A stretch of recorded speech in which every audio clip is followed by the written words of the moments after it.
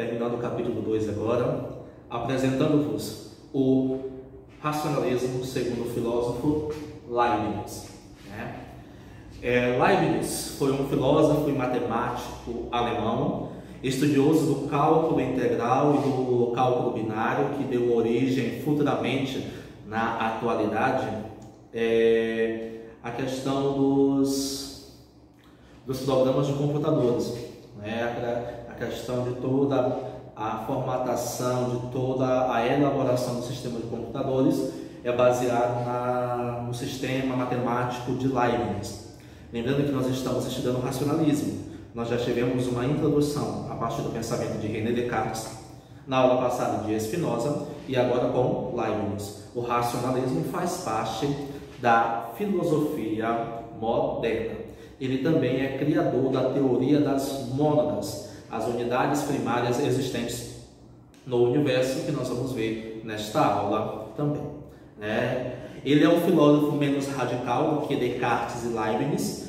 Ele, para si, a ordem matemática e a ordem geométrica, ela é necessária, ela não é determinante, como o Leibniz e o Spinoza utilizaram ela.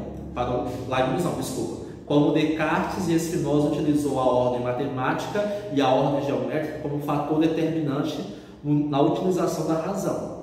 Para o Leibniz, não, ela era necessária.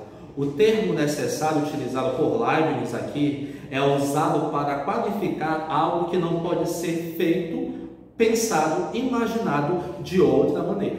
Um exemplo, o triângulo. O triângulo ele não pode ser pensado de outra forma. Ele é pensado de 3 lados e 3 ângulos. De maneira nenhuma eu posso imaginar um triângulo de 4 lados. Então aí, se eu pensar de outra forma, se eu pensar de outra maneira, esse pensamento não é necessário, porque não tem como um triângulo que já tem uma ordem certa ser pensado de outra forma.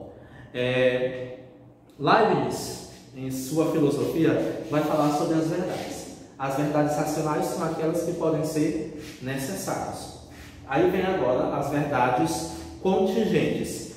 O que são as verdades contingentes? Aquelas que podem ser possível, mas que têm uma certa incerteza, Pois de uma certa maneira, aliás, ela pode ser pensada de outra forma.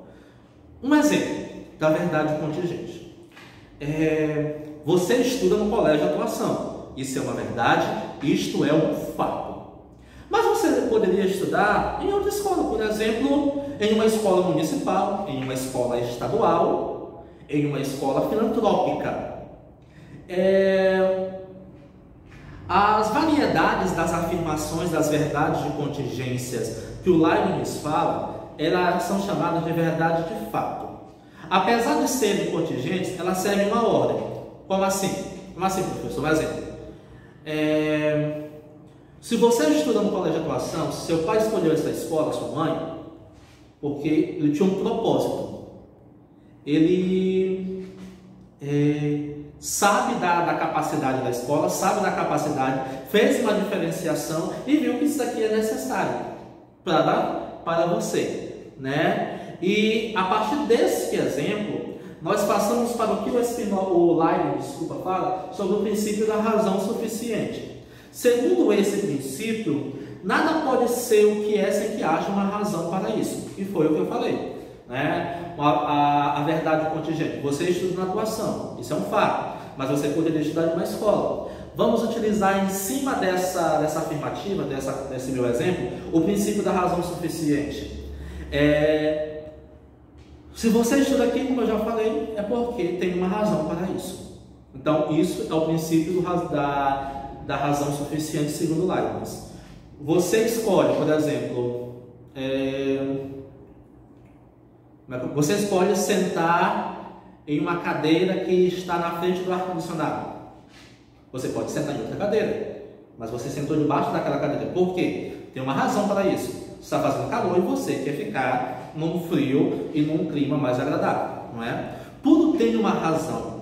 Até a escolha, na escola que você estuda, a escolha da disciplina que você mais gosta, a escolha do professor que você mais gosta, a escolha da comida, a escolha de uma casa, a escolha de uma viagem, não é por um acaso. Tudo tem uma razão, tudo tem um querer, tudo tem um porquê. E faz parte de um fato, de uma verdade contingente, certo? E que pode ser pensada também de outra forma. Ela não é uma verdade racional necessária. O que é uma verdade racional necessária que não pode ser pensada de outra forma. Mas esses exemplos que eu falei são verdades contingentes, que são assim, mas que podem também ser de outra forma. Então, para o Spinoza, o ser humano...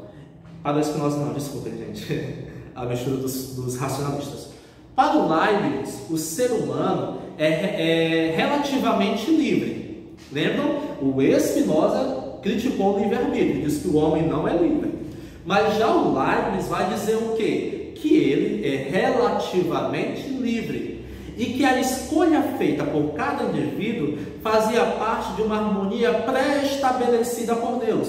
E qual é essa harmonia pré-estabelecida?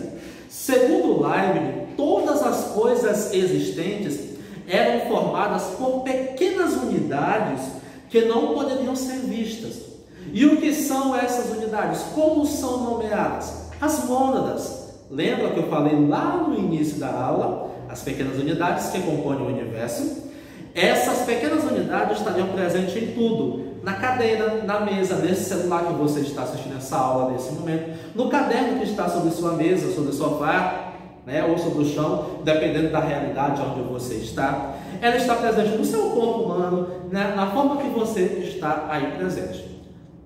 Não. As mônadas foram criadas por Deus para que haja uma harmonia entre as coisas existentes e a infinidade de arranjos seguiriam essa harmonia pré-estabelecida por Deus. Como assim, professor? Complicou. Vamos lá ver o que é as mônadas. Um exemplo. As mônadas estariam presentes no universo.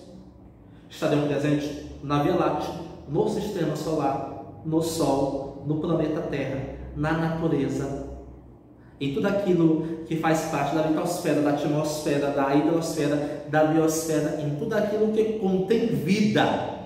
E tudo que contém vida, e tudo que existe no mundo é formado por pequenas unidades. E essas pequenas unidades se juntam e faz parte dessa harmonia pré-estabelecida por Deus, a realizar determinadas coisas. Um exemplo. As mônadas que existem em mim se juntaram neste momento para gravar essa aula e enviar para você, para que aí da sua casa você aprenda mais, você desenvolva mais o seu conhecimento e fique em casa nesse momento de pandemia. E as mônadas que estão em você, as unidades presentes nesse sofá, nessa cadeira, aonde você está, também se juntam para te auxiliar nesse momento de aprendizagem.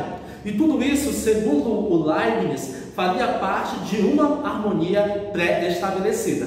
Tudo ok? Beleza? Então lá, para encerrar essa aula sobre o racionalismo de Leibniz, que é bem interessante o pensamento de Spinoza e o pensamento de Leibniz, que eles não são tão densos, tão fortes, tão pesados como foi o pensamento de René Descartes, né? Porque René Descartes ele é um racionalismo mais pesado, porque ele é considerado o pai da filosofia moderna, o pai do racionalismo.